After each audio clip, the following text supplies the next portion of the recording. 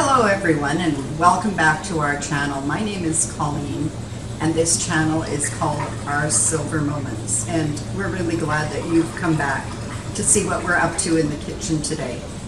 So recently I've been doing a lot of canning videos, but I have also come across this community cookbook that was printed in our town by a group of ladies.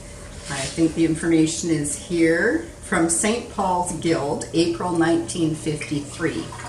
So I've opened it up and I've gone through a few of the recipes, and I decided to make maybe a few recipes out of this book over the next few months, and maybe tell you a little bit about what I know about the woman who submitted the recipe.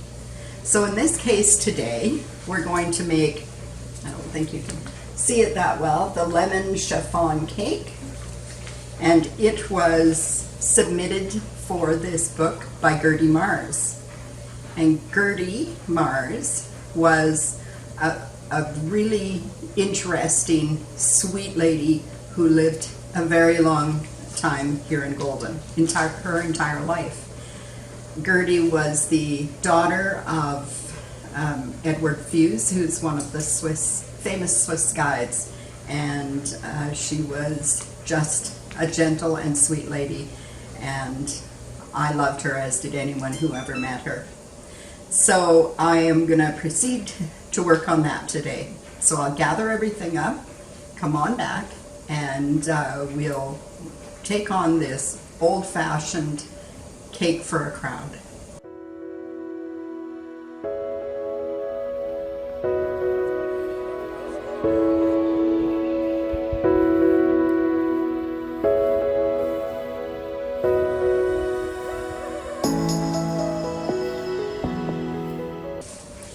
So usually I can get everything organized in advance, but this one's a little trickier because I don't know the recipe and I'm just following along. So you will see me look down to the book and try and get a handle on the recipe as we go along.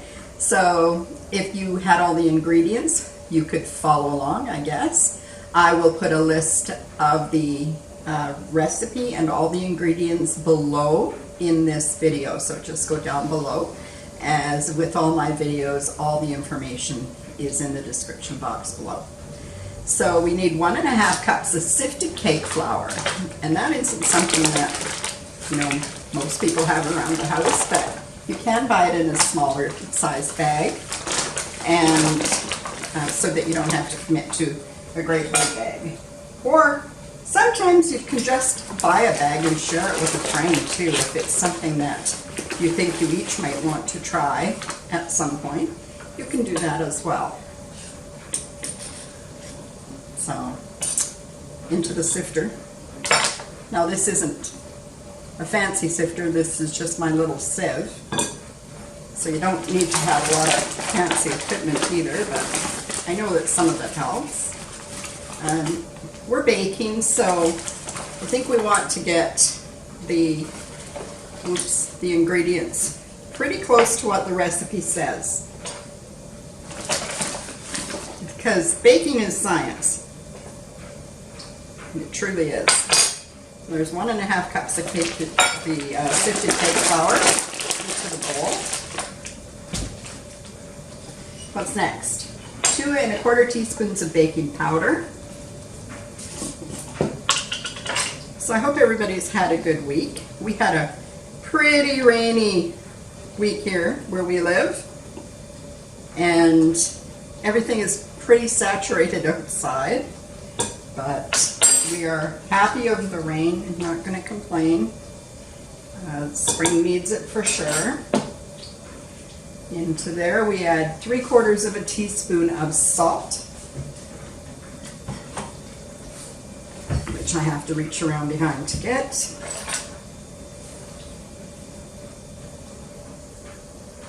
I've never been as excited about baking because it's a science, and I've always been someone who just liked to add a little dab of this and a little dab of that and keep tasting it and make sure it's the way I want it to be. So this is a little different. So now I need to sift this with the sugar. Let's see. Now all of these amounts, like sugar seems like a lot, but a chiffon cake is really just an angel food cake that has had, you know, the lemon rind and a few other things mixed in with it. So it'll cut into 12 pieces for serving. So that's quite a bit. Now we need 1 cup of sugar plus 1 tablespoon of sugar. I'm going to use this dessert spoon.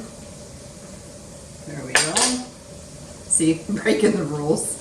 I try. I really do. So I'm just going to run it all through the sieve, and because we're looking for an airy cake, we want to get rid of all the little lumps. So I'm just going to break them up with my dessert spoon. And here we should be set and not need that yet. Not sure. Oh, there we go.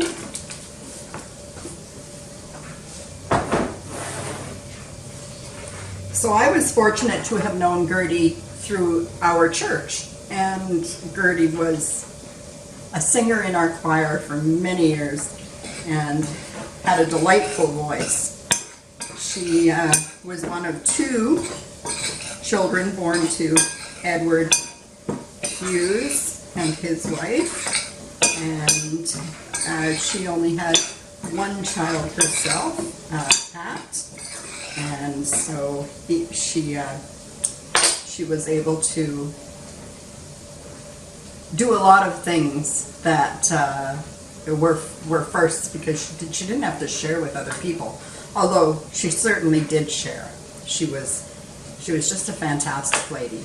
Gertie was also the wife of our first mayor in Golden, so she took that responsibility very, very seriously, and did a fantastic job of entertaining and looking after the people who her husband had to work with. So I wouldn't be surprised if this wasn't one of the recipes that she made when they were having people over as part of the political life that they led. Okay, so we've got that all in there. Now, sifted it all together, make a well, add oil, egg yolks, and water. So I've got 6 tablespoons of oil. I've got 5 egg yolks.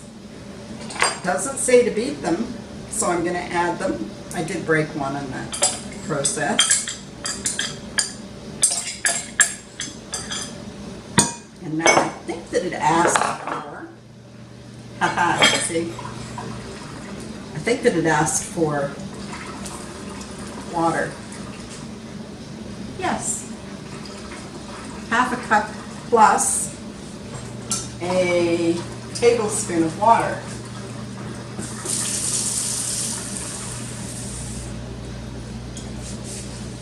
I don't know if that noise in the background is affecting you at all, but I'm not sure why I thought it was a good idea to start the washing machine and the dishwasher and then do this.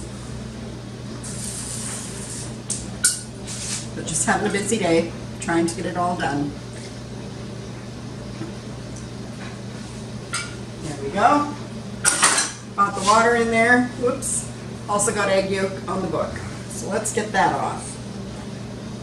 Now, what's the next step? I need to make a well, add all the ingredients and the lemon rind. Now I've just zested 1 lemon. And it goes. Doesn't say anything about mixing it up, does it? Make a well and add oil, egg, water, blah, blah. Nope. Yeah, I think I have to mix it up.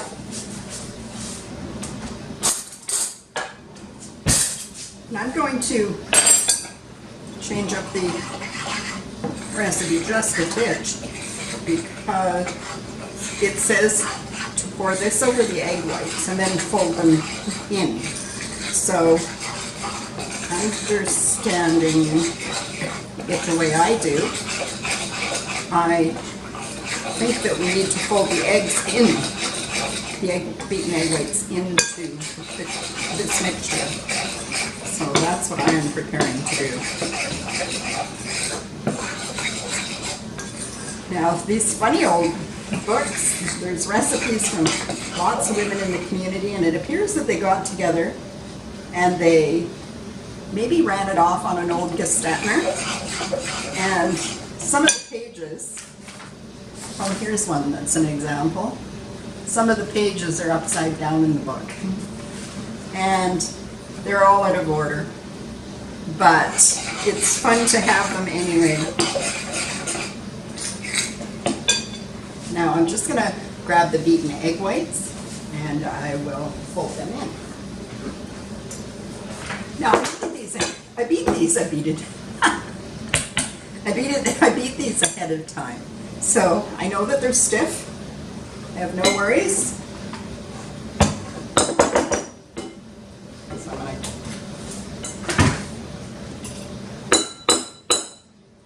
put this back there.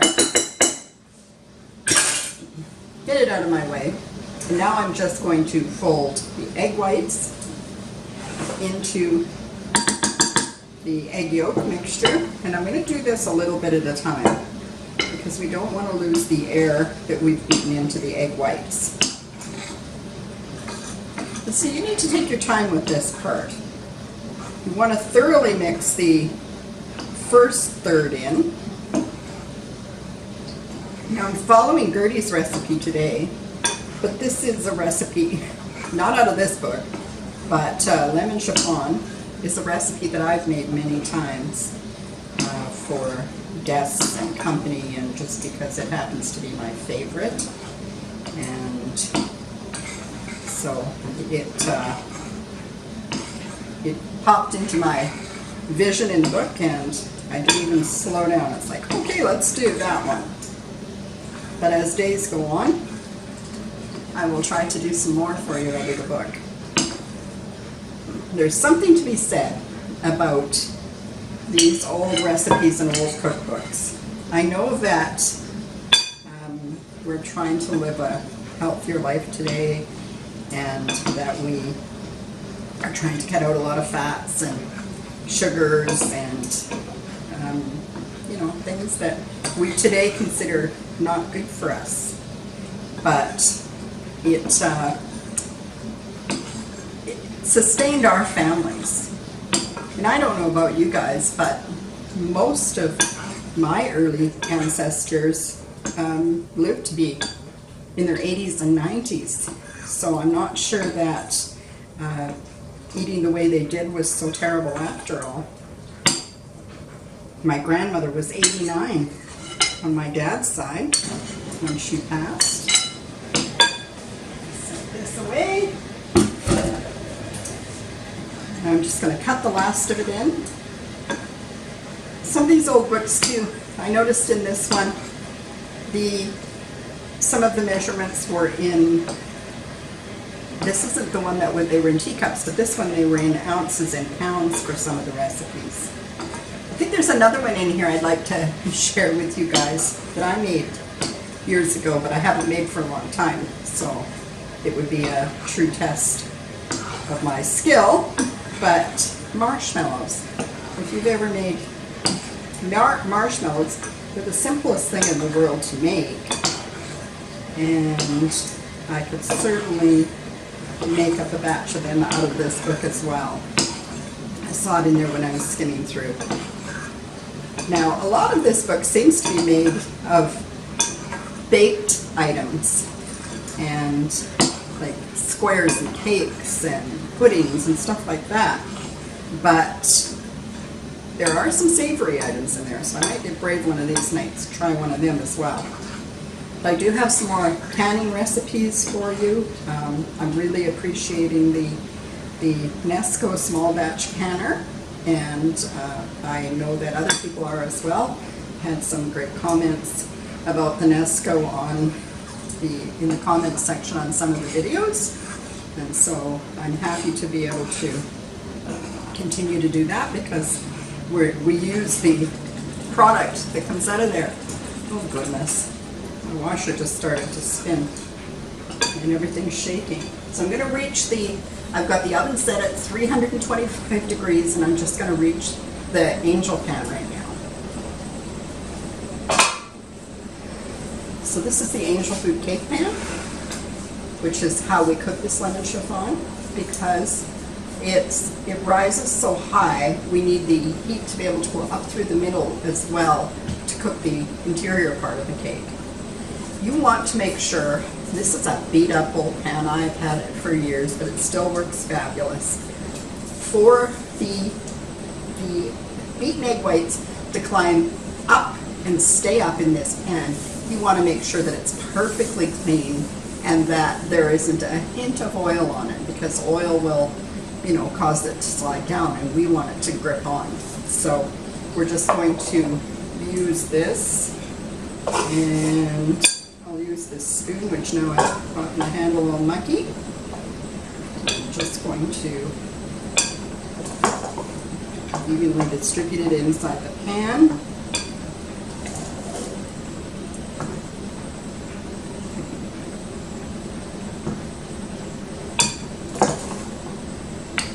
So I'd be curious if you guys have ever made this before, or if you knew somebody that had. There's another lady here in Golden who makes a fabulous lemon chiffon. It's not something people take the time to do anymore. Basically, if it doesn't come out of a box, nobody does too much anymore. Although I have to say, COVID has introduced a lot of people to new cooking methods that they wouldn't have otherwise taken on. So I have it inside the pan. I'm preparing to put it in the preheated 325 degree oven, and it's going to go in there for about an hour. I'm just going to reread this, make sure that yes, 1 hour. So I will get it into the oven, and I will be back when it has cooled and is ready to ice. Now when this comes out of the oven, I'm going to use a funnel like this to tip it over on, because once we've got it raised up to the top, we don't want to lose that volume as it cools. So I take this whole pan with the cooked cake in it, and I put this on here, flip it over, and let it sit on the counter until it's completely cooled. You don't want to muck with it because you don't want to lose all the air that you've gotten into it. So when it's ready to put a little finish on, I will come back and we'll take care of that. So I will see you in a couple hours. It won't seem like that to you, but I will see you soon. And I really appreciate you hanging in there with me today. Well, here I am back, folks. It's later in the day. I have been at work, doing the regular Saturday chores, and definitely had enough time to let this cool completely. It didn't rise as much as I would normally have expected it to, but it's still very light. And the crumbs that I broke off the corner taste really good. So I've just made a really thin icing to put on it, and I didn't want to mess up my plate because we're having some folks come over tonight. It's kind of a quick get together, so I'm going to do it on a nicer plate. And so I was just going to do it like a drizzle, but then I just decided to go with a soft icing. So the icing is made up of about 4 cups of icing sugar and the juice of a whole lemon to carry on the lemon flavor that's inside. And I didn't put any vanilla in it because I just didn't feel like it needed it. I was going for a really lemony flavor, and I achieved that. And there is some cream in here just to thin it down a bit. And I'm gonna see if I've made enough to give a skim coat to any of this. That's all I'm after. I've got a special name for that today. We used to call it a crumb coat, but they call it something else now on these cake. I think they call them baking cakes. Is that what the expression is? And I guess it would be if you just crumb coated it and you didn't put on the finishing coat, it could be naked. And you may be hearing my husband out there just a mowing grass for all he's worth, because we have had steady rain this week and we're supposed to be getting some more next starting tomorrow. So he's out there trying to get his grass all cut, because at this time of the year it grows so fast. He cut it on Monday and it's already way tall. So he's out there trying to get that done so he doesn't have to face that earlier in the week as well. So you might hear that going on in the background. This is not very tidy, but I don't think it needs to be. In fact, that was my goal, was to not be. But you certainly could make a nice thick icing and coat the whole thing. So I'm getting a little carried away here. So I am just going to finish it off, and I would definitely recommend that you do the same.